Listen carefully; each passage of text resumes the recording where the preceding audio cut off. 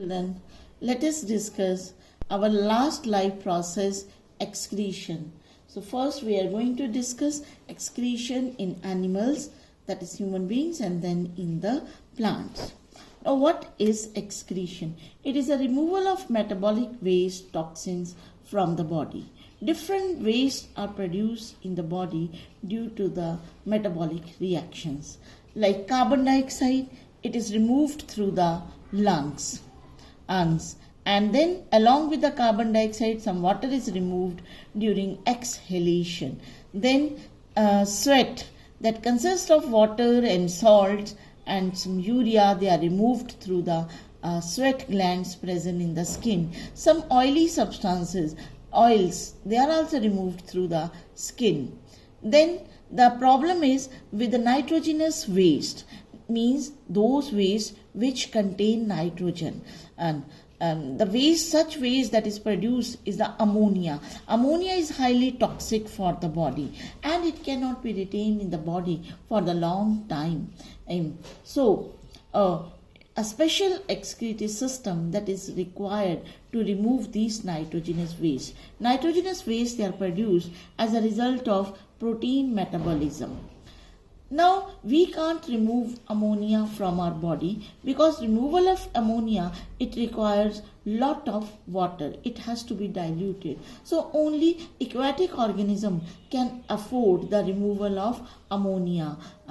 We, the terrestrial animals and human beings, they can remove only urea. Ammonia in our liver is converted into urea, then we remove urea. Similarly, some other animals like birds, they remove uric acid, that is the least toxic, and urea is also less toxic than the ammonia. And it also requires less water during excretion. So the main excretory organs in our body, they are the pair of kidneys. Kidneys, they remove urea, excess water, salt and certain drugs. Now excretion होती कहाँ पे है? So the urinary system और excretory system जो है उसमें क्या क्या होता है? A pair of kidneys, a pair of ureters, then and urethra and bladder. So these are the components of the excretory system. Kidneys, they play an important role in the homeostasis, maintaining steady internal condition or balance in the internal conditions. They help in the removal of waste from the blood. They maintain blood pH and they control water content of the body. As we know that water content of the body, that remains the same. If we have more fluid intake, ज़्यादा पानी लेते हैं, then urination is also more and urine is dilute. But if we take less fluid intake, if the fluid intake is less, then urination is less, even the urine is concentrated. Then this is the excretory system. A pair of kidneys are there. Kidneys की ये position slightly different होती है, left and right side पे. And here above the kidneys there is a gland, endocrine gland present, adrenal gland. Renal word is used for the kidneys. Then from the kidneys there comes a pair of ureters. ये दोनों, एक ureter इधर से आ रहा है, एक ureter इधर से आ रहा है. ये किडनी से बाहर आते हैं and then they open into a bladder that is known as a urinary bladder, which opens to the exterior through the urethra. तो हमारा excretory system इतना है. तो हम simple diagram भी इतना ही बना सकते हैं. But here they are shown that one artery that is entering in the kidneys, that is the renal artery. Similarly, renal vein coming through the kidneys. कोई भी organ है तो उसमें artery भी होती जाती है और अंदर जाके capillaries बनाती है और फिर vein बाहर आती है. तो just like that, here it is the renal artery and the renal vein.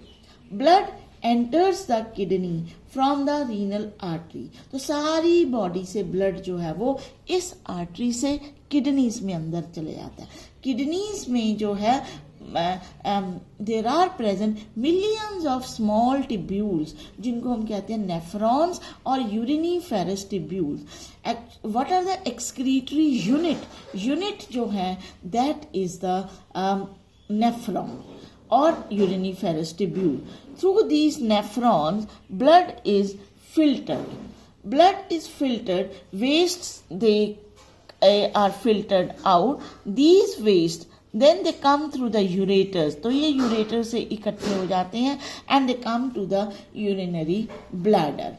And then urine is formed in the kidneys. Then urine is collected in the urinary bladder. It is passed out through the urethra. अब जो अंदर blood से waste filter हो गए तो blood जो है clean blood returns to the body through the renal vein. तो वेन से ये जो है वो ब्लड चला जाता है. Next is 1 million such nephrons. They are present in each kidney. They are long coiled tubules and where the blood is actually filtered or urine is produced. So this is somewhat complicated, and here you can see the simple diagram. In the book also somewhat complicated diagram is given. You just draw the simple diagram. First this cup shaped structure, this is known as the Bowman's capsule. Bowman's capsule की cavity, इसके साथ एक लंबा ये tubule है पूरा. Tubule का ये first part है, this is known as proximal convoluted part. Convoluted मतलब क्वाइल्ड पार्ट ये जो है. फिर उसके बाद एक सीधी ट्यूब, फिर ऊपर जा रही है सीधी ट्यूब, एंड ये जो यू शेप्ड स्ट्रक्चर बन जा रहा है, this is known as loop of Henley. ये मतलब दोनों को हम कहते हैं लूप ऑफ हेनले. फिर से एक क्वाइल्ड पार्ट आया था, this is known as distal convoluted tubule, and then there is the collecting duct. तो सिंपल डायग्राम आप बना सकते हो.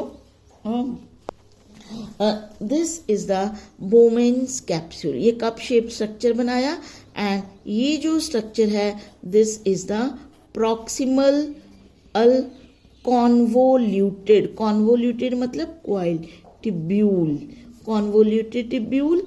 फिर ये जो नीचे आ रही है ट्यूब्यूल, इसको हम बोल रहे हैं डिसेंडिंग लिम्ब. डिसेंडिंग मतलब नीचे आ रही है ना, डिसेंडिंग लिम्ब.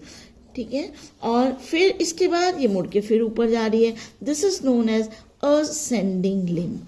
अब ये दोनों जो लिम्ब्स हैं, नीचे आने वाली डिसेंडिंग, ऊपर जाने वाली असेंडिंग, इसको हम इकट्ठा कह देते हैं लूप ऑफ हेनले. ये इकट्ठा क्या है? Loop of Henley.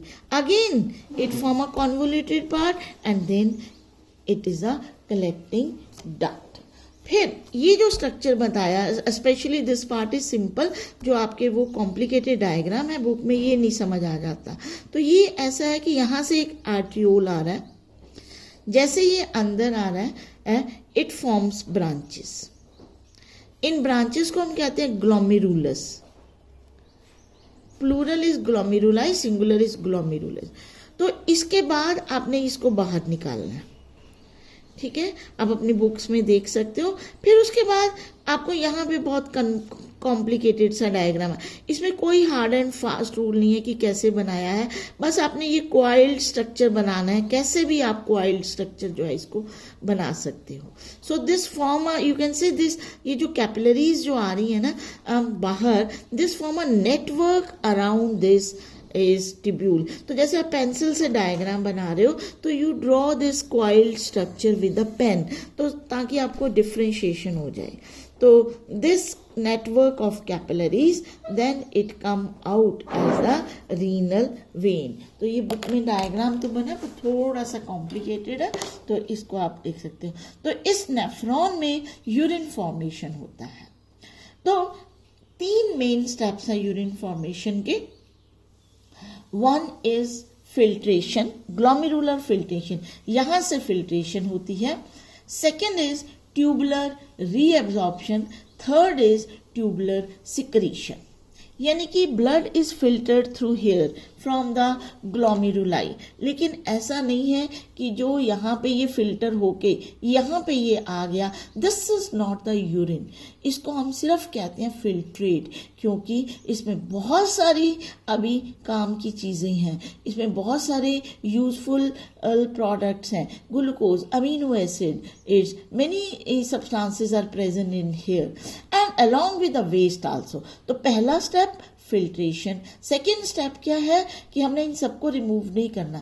Second step is reabsorption. अब जब ये फिल्ट्रेट रास्ते में जाता है, इस पूरे टिब्यूल से जाता है ये फिल्ट्रेट, यहाँ से जाता है, पहले प्रॉक्सिमल कॉन्वोल्यूटेड टिब्यूल में आ गया, फिर लूप ऑफ हेनले में आ गया, फिर ऊपर चढ़ गया ये, फिर डिस्टल कॉन्वोल्यूटेड टिब्यूल में आ गया, एंड में ये आ गया कलेक्टिंग डक्ट में। यहाँ तक जब ये आता है then there is a formation of urine. तो ये फिल्ट्रेट रास्ते में there occurs absorption, tubular reabsorption, all the useful substances, water, they are reabsorbed, and then on the way, रास्ते में some substances they are added, that is tubular secretion. So by the combination of these three processes, glomerular filtration, tubular reabsorption and tubular secretion, urine is formed which is collected in the collecting duct. बहुत सारी collecting ducts जो हैं they open into the ureters, ये इकट्ठे होके इस जगह पे खुलती हैं सबकी collecting duct and then it comes to the ureter, और यूरेटर से फिर ये यूरिन जो है that is carry to the urinary bladder. So filtrate अलग चीज़ है, यूरिन अलग चीज़ है। तो फिल्ट्रेट तो बहुत ज़्यादा बनता है बॉडी में, just about 180 litres per day, लेकिन जो है यूरिन जो है वो बहुत कम होता है, 1 to 1.5 litres. So on the way it is reabsorbed, and kidneys they also help in homeostasis, यानी कि बैलेंस भी मेंटेन करती हैं। अगर हम ज़्यादा पानी पीते हैं तो ज़्यादा यूरिन आता है, कम पानी पीते हैं तो कम यूरिन आता है। बिसाइड्स दीज, अब आप नेक्स्ट चैप्टर में आप पढ़ोगे कुछ हार्मोन्स भी हमारी एक्सक्रीशन को कंट्रोल करते हैं, working of the kidneys. So next time we will discuss as excretion in the plants. Thank you.